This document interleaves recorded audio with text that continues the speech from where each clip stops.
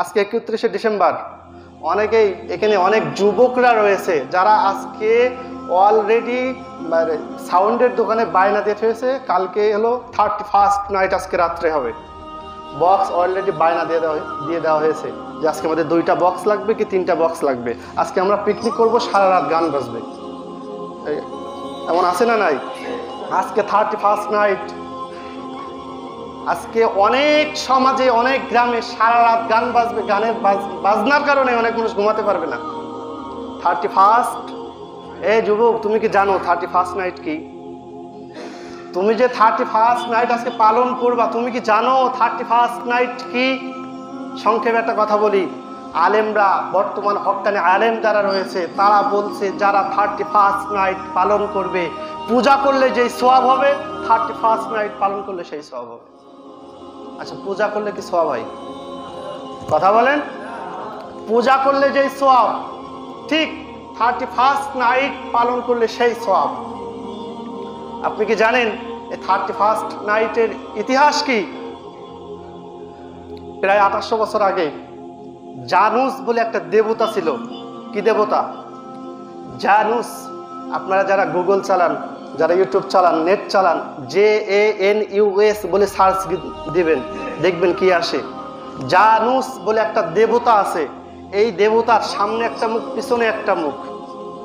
তৎকালীন সময়ে রোমে যারা বাস করত, এই রোমেরা এই দেবতার সামনে যেত।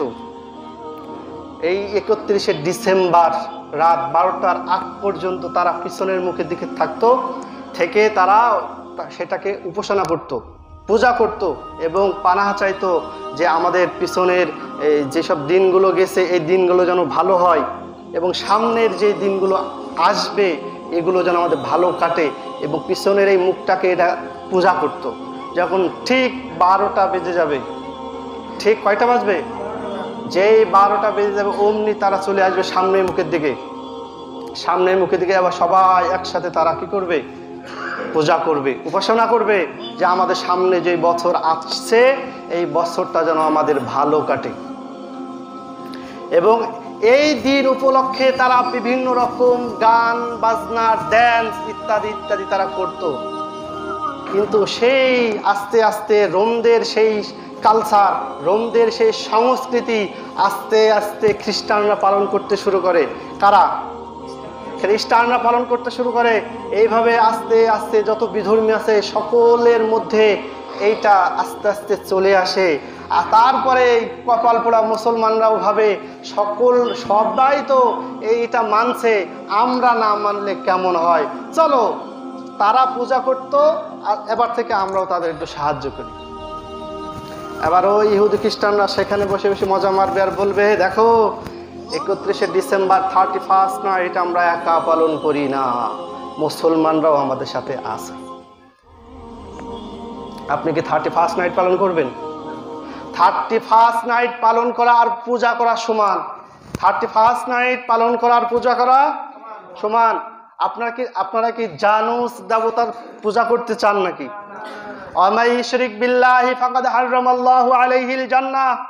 যারাই জানুস দেবীর, সে মুসলমান হোক, ইহুদি হোক, খ্রিস্টান হোক, যদি জানুস দেবতার পূজা করে সে শিরক করলো।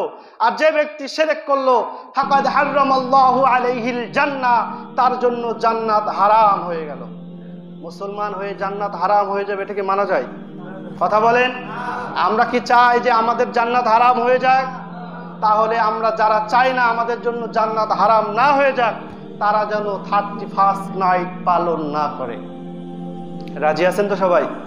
এই আপনারা যারা, বিশেষ করে যুবকরা, অনেকেই বায়না দিয়েছো টাকা ফেরত নিবা, দরকার টাকা দান করে দিবা, তবুও 31st নাইট পালন হবে না। 31st নাইট কি হবে না?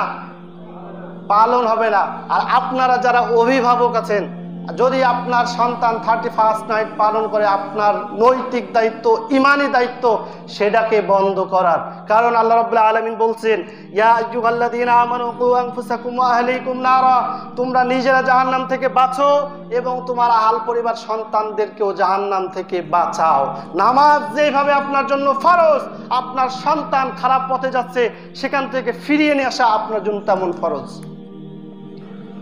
আমরা সবাই রাজি আছি তো?